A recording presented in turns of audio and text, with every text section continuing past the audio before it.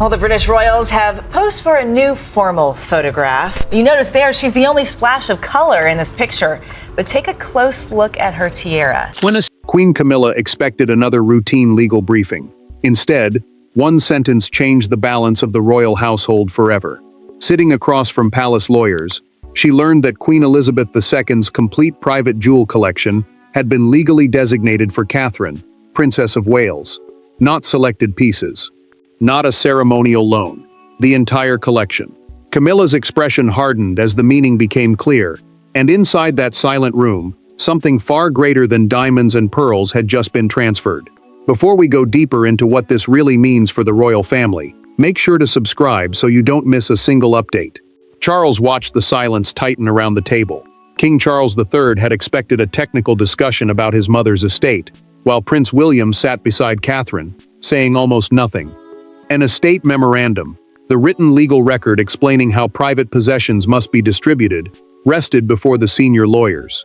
Camilla believed several important pieces would remain available to the reigning household. Then the lead lawyer drew the crucial line. Crown jewels belonged to the institution, but Elizabeth's privately owned pieces could pass according to her personal instructions. Camilla did not move. She asked the lawyer to repeat the decision, and he did.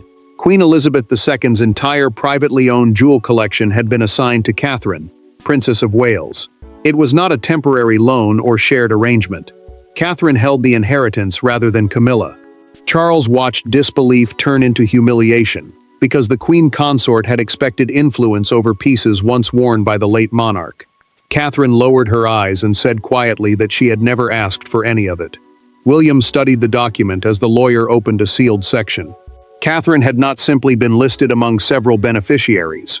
Elizabeth had ordered the collection to remain consolidated, meaning kept together rather than divided among relatives. That detail stunned the prince. Charles leaned forward and asked when those instructions had been finalized. The lawyer gave him a date. The king's expression changed immediately. Camilla noticed. So did Catherine. Charles knew that date belonged to a difficult chapter in Elizabeth's final years, when private tensions had surfaced and loyalties had been tested. The monarch had acted before one confrontation none of them had forgotten. Camilla finally broke the silence. Why Catherine? No one answered. The explanation was not hidden in diamonds, pearls, or legal wording. It was buried in the history between two women, and in one moment Elizabeth had apparently carried with her until the end. Before anyone could understand why Catherine had inherited everything, they first had to understand what those jewels meant to Camilla, what they meant to Catherine, and why Elizabeth had seen them so differently. To the outside world, they were priceless heirlooms. Inside the royal family, they meant something far more dangerous. For Camilla, Elizabeth's jewels represented acceptance, the final proof that decades of controversy had ended with her fully inside the monarchy. For Catherine, they represented responsibility rather than triumph. And that difference mattered, because as the legal decisions settled over both women, William began to understand that his grandmother had not simply chosen an heir. She had delivered a judgment. Camilla felt the loss before touching a jewel. Becoming queen consort had changed her place, because that title meant the king's wife shared duties and rank without becoming sovereign. She believed royal jewelry would naturally accompany that role as proof that the institution had finally accepted her. Elizabeth's private collection carried a weight no public title could replace. Catherine felt something entirely different. Years beside Queen Elizabeth II had taught the princess that royal objects were never simply possessions. They carried memory, duty, and expectation. Elizabeth had watched her grow from William's wife into a future queen over many years. Now, with the collection in her hands, she felt burdened. She told William quietly that the inheritance made her uncomfortable. William heard the strain in her voice. He reminded her that she had not asked for any of it, but Catherine answered that this was why the responsibility frightened her. Every piece connected her to a woman she respected, and every appearance would invite comparison. The future king saw that his wife understood the inheritance as service, while Camilla understood it as recognition. Camilla confronted Charles privately after the meeting. She told the king she felt deliberately bypassed. He tried to explain that inheritance and royal status were separate, but she cut him off. "It is not about what I can wear," she said. "It is about what your mother chose not to leave me." Charles had no easy answer. William returned to the legal summary, and noticed what was missing. The document explained what Elizabeth had decided, but never why. Its language was precise, suggesting the personal reasoning existed elsewhere. When he asked Charles whether his grandmother had ever discussed Catherine and the jewels, the monarch hesitated. That hesitation changed everything. William pressed no further, yet he understood his father knew more than he was saying. Soon, one uncomfortable gathering from Elizabeth's final years began resurfacing in private memory. A night when Catherine stayed composed, Camilla crossed a line, and the late queen quietly made a judgment she would never reverse. The inheritance had shocked the palace, but the real fracture began years earlier, during one quiet royal encounter that transformed Elizabeth's private opinion into a permanent decision. Every family has a moment that seems insignificant, until history gives it meaning. For Elizabeth, that moment came during a private Windsor dinner, years before her death. No cameras captured what happened. No announcement followed. But one exchange between Camilla and Catherine altered the monarch's view of succession, loyalty, and stewardship. Those who later examined the inheritance would return to that evening again and again, because after it, Elizabeth quietly began preparing instructions that would eventually leave Camilla with nothing from the collection. Elizabeth entered the dinner expecting family conversation, not a test of character. Charles, William, Catherine, and Camilla were all present when talk turned toward jewels that might be worn at state occasions. A state occasion means a formal royal event tied to national duty, where clothing and jewelry carry symbolism. For the Queen, those pieces were never trophies. She believed they belonged to a chain of service linking one generation to the next. Camilla changed the temperature of the room when she questioned Catherine's future access to pieces from Elizabeth's personal collection. The Queen Consort argued that the reigning queen should control them before a future queen received anything. Catherine did not rise to the challenge. She answered calmly that the decision belonged entirely to Elizabeth, then stepped away rather than turn the discussion into a contest. William noticed her restraint. So did the monarch. Elizabeth waited until later to address Camilla. She asked why the matter had become competitive. The question landed harder than anger because the Queen did not raise her voice. Charles watched Camilla stiffen, while William understood that his grandmother had just drawn a line. Catherine returned to the table without defending herself, and Elizabeth noticed that too. Mourning brought consequence. Elizabeth summoned her private secretary and ordered an inventory separating privately owned jewelry from crown-held pieces. A private secretary is the monarch's senior aide, responsible for organizing official and personal royal business. That request became the first concrete step toward the later inheritance arrangement. Charles received the warning in a conversation soon afterward. Elizabeth told him that certain possessions must pass to someone who understood that keeping and owning were not the same thing.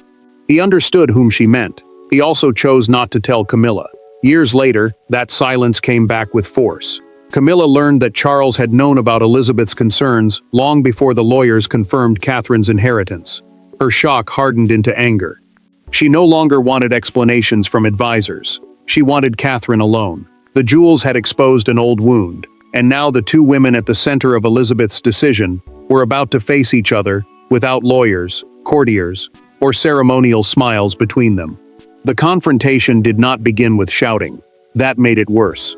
Camilla entered the room composed, closed the door herself, and asked Catherine one devastating question. How long had she known? The princess answered carefully, but there was no answer capable of easing the humiliation. Within minutes, two future visions of the monarchy were sitting opposite each other, and Elizabeth's absence seemed almost more powerful than either woman present.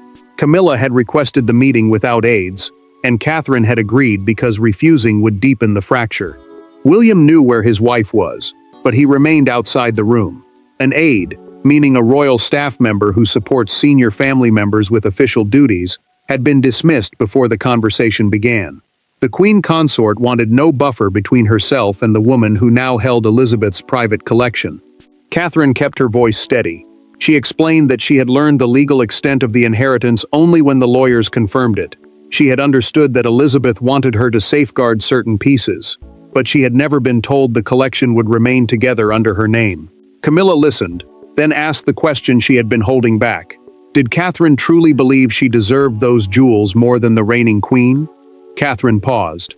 That was never my decision to make. Camilla pushed her chair back sharply. To her, the answer sounded less like humility and more like judgment. She said the arrangement weakened her position and made her look secondary inside the institution she served. Catherine stopped softening her words. Elizabeth's wishes, she said, could not be rewritten simply because they were painful. Camilla answered with something Catherine had not expected. She had already asked whether the inheritance could be contested. A legal challenge, meaning a formal attempt to overturn or reinterpret an inheritance decision, would turn private resentment into an institutional dispute. Catherine's expression changed, but she did not retreat. She said that if a legitimate review changed the outcome, she would accept it. That calmness unsettled Camilla more than anger would have. Catherine was not clinging to the jewels. She simply believed Elizabeth's instructions were strong enough to survive examination. When the door opened, William saw the tension. He looked at Catherine, then at Camilla, and understood the argument had crossed into dangerous territory. Charles learned the truth minutes later. His wife wanted the palace legal office to challenge his mother's final instructions. The king could no longer stand between two positions and call his silence neutrality. Camilla had challenged Catherine directly. Now the conflict moved to the one man with the authority, history, and emotional burden to decide whether that challenge would go any further. For Charles, the legal file carried two voices. One belonged to his wife, asking him to intervene. The other belonged to his mother, whose instructions were now impossible to question without questioning Elizabeth herself. Alone at his desk, the king read the relevant clause twice, removed his glasses, and placed them beside the papers. Camilla wanted action. Catherine wanted nothing. And Charles suddenly understood that doing nothing might be the strongest decision he could make. Charles summoned senior counsel before making any move. Senior counsel meant the leading lawyer advising the household on a legal matter this serious. And the answer he received was blunt. Elizabeth's privately owned jewels had passed through her personal estate arrangements, meaning the instructions governing possessions she owned herself, rather than property belonging to the crown. The king had enormous influence, but he could not simply erase his mother's final wishes because the result had become uncomfortable. The lawyers explained why Catherine's position was unusually strong. Elizabeth had deliberately ordered the collection to remain together rather than be divided among relatives, preventing personal preference from breaking apart what she considered a single legacy. Charles asked whether any discretion remained. The answer was almost none. His mother's wording had been designed to survive exactly this kind of pressure. Camilla came to him privately and refused to hide her anger. She told Charles that allowing the decision to stand made her look diminished as queen.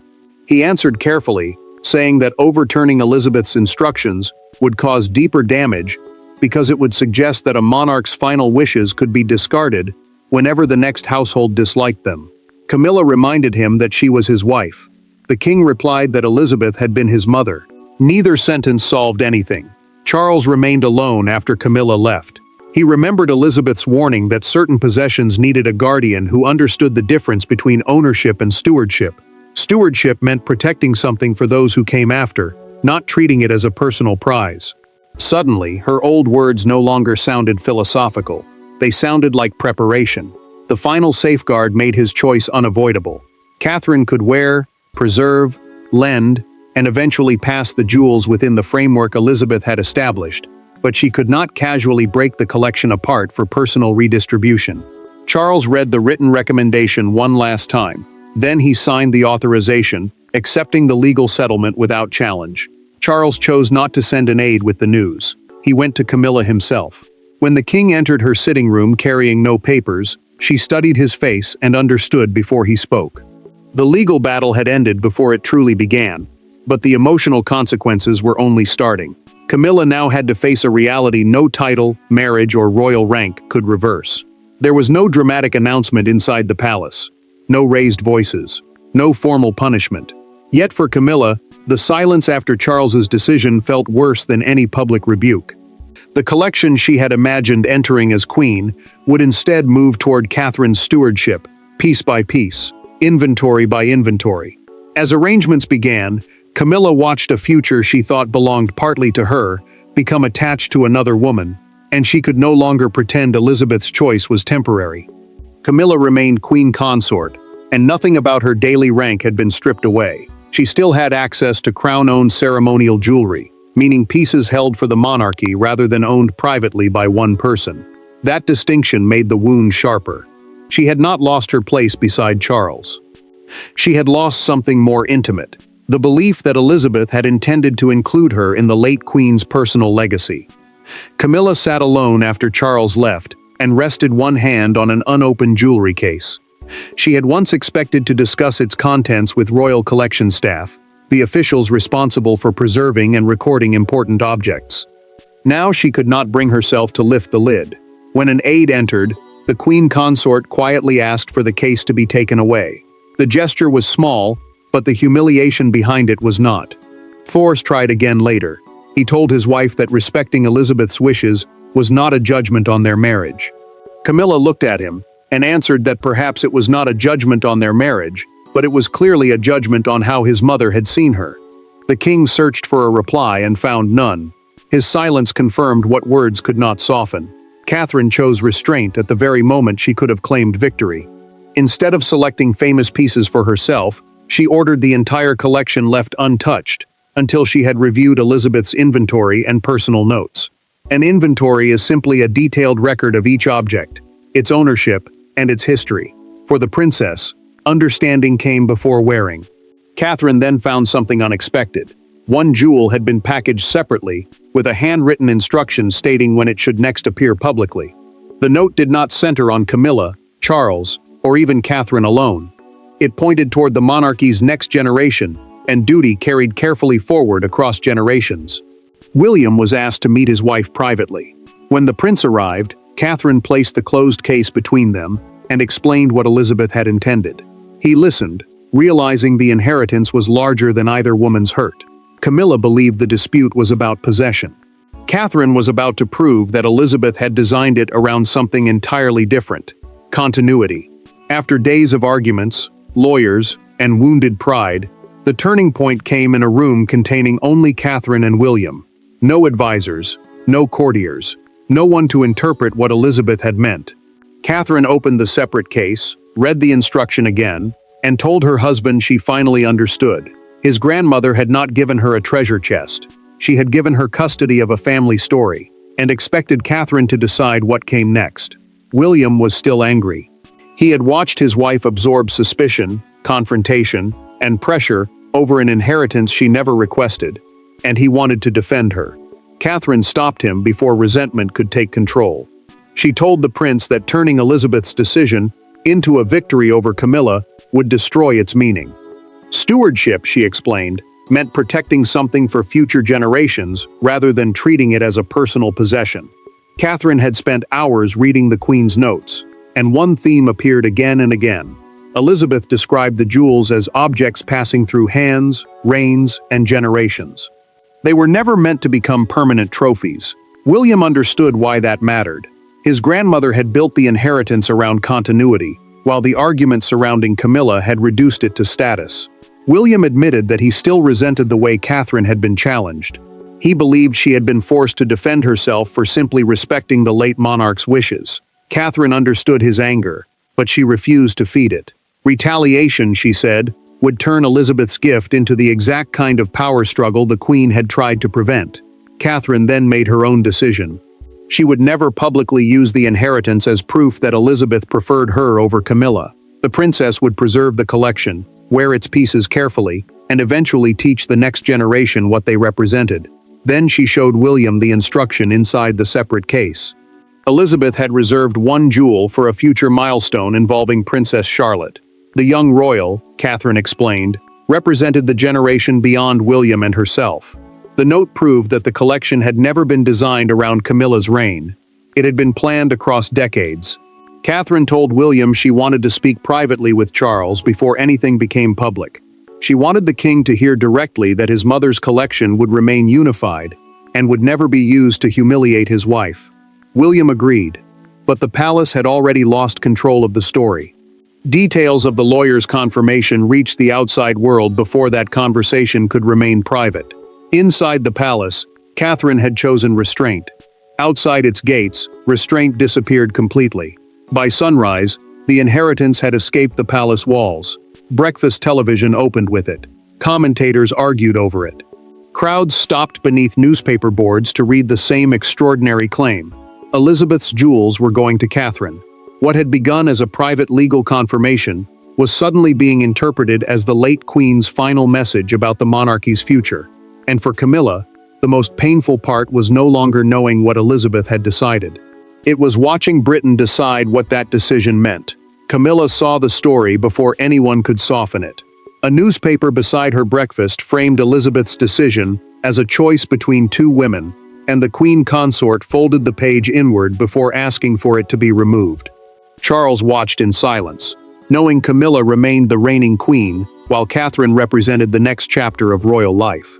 Palace Communications, the team responsible for shaping official public messages, had already been told by the king to stress continuity and respect for his mother's wishes, rather than rivalry. Catherine felt absolutely no satisfaction when William showed her the coverage. The prince expected anger at headlines describing her as the winner, but she looked troubled instead. She told him that turning the inheritance into a public defeat for Camilla would betray the very restraint Elizabeth had valued. William agreed, though he still believed his wife had been treated unfairly. For him, the danger was clear. Private grief was being converted into public symbolism before the family had settled its own emotions. Outside Buckingham Palace, the story became impossible to contain. A major London newspaper carried a full-width image of Catherine wearing one of Elizabeth's familiar pieces, beneath the fictional headline, "The Queen's Final Legacy, Catherine chosen to guard Elizabeth's jewels." Buckingham Palace is the monarch's principal London residence and a central symbol of the crown. Copies were lifted above the crowd at the gates as people stopped to read, argue, and photograph the front page. Camilla understood what frightened her most. Broadcasters were no longer treating the dispute as a question of jewelry. They were framing it as Elizabeth's endorsement of the monarchy's future through William and Catherine. Charles knew that interpretation could not simply be ordered away, because public meaning had already moved beyond palace control. Catherine refused to let silence become cruelty. She told William that one final conversation was necessary before resentment hardened into something permanent. The princess asked to meet Charles and Camilla privately, not to defend the inheritance again, but to end the emotional contest surrounding it. The world had already issued its judgment, but the only verdict that could truly end the conflict had to come from inside the family itself. The final meeting was quieter than the first. There were no lawyers this time, no sealed instructions, and no arguments over clauses. Catherine sat opposite Charles and Camilla, carrying only one decision of her own. Elizabeth's jewels would remain together. They would be protected, worn in service of the crown, and passed forward according to the spirit in which they had been entrusted to her. In that moment, the inheritance stopped being a contest, and became exactly what Elizabeth intended, a responsibility. Catherine spoke first, and her voice carried no triumph. She told Charles and Camilla that she accepted Elizabeth's wishes completely, but would never treat the collection as personal spoils. The jewels would remain catalogued together, meaning each piece would stay formally recorded as part of one protected collection, and they would be used only when royal duty gave them purpose. Camilla listened without interrupting. Charles watched both women. Charles ended the legal uncertainty in one sentence. The king confirmed that no challenge would proceed, no redistribution would be approved, and his mother's documented choice would stand. Camilla looked down before admitting what had wounded her most. Losing access was painful, but believing Elizabeth had never trusted her had shattered something deeper. Catherine heard the confession and refused to answer pain with victory. Catherine leaned toward Camilla and made the distinction Elizabeth had left behind. The inheritance, she said, was about future responsibility, not a public verdict on another woman's worth. Camilla did not smile, but the anger that had driven the confrontation finally weakened.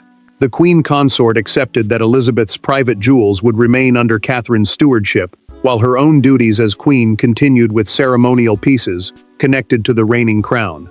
Charles finally understood his mother's design.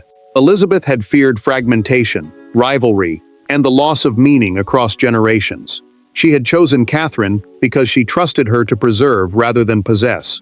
William, hearing the outcome afterward, understood that his wife had stepped into the future, waiting for her, without using that future to diminish anyone else. Elizabeth's diamonds had triggered the crisis, but diamonds were never the true inheritance. What she passed to Catherine was trust, the expectation that when possession, pride, and duty collided, the future queen would know which mattered most. The jewels remained together. The legal decision stood. Camilla accepted the boundary. Charles honored his mother's authority. The family moved forward, and Elizabeth's final choice became a story not about who received treasure, but about who was trusted to carry the crown's memory into the future. Thanks for watching. Please don't forget to like and subscribe, and we will see you in next one.